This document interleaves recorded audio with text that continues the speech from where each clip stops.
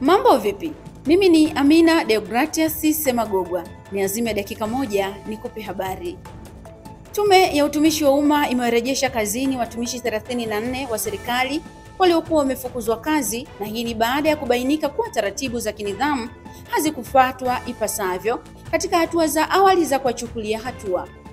Mwenyekiti wa tume hiyo John Mbiso amesema uamuzi huo umetokana na uchunguzi wa kina uliofanywa na tume yake kufuatia rufaa zilizowasilishwa na watumishi hao, ambapo ilibainika kuwa baadhi yao walifukuzwa kinyume cha sheria na bila kupewa haki ya kujitetea. Mbiso amesema tume itaendelea kuhakikisha haki inatendeka kwa watumishi wote wa umma, huku akitoa wito kwa waajiri wa taasisi za serikali kuzingatia taratibu, kanuni na misingi ya haki katika kushughulikia masuala ya kinidhamu. Ni dakika moja tu imenitosha kukupa habari.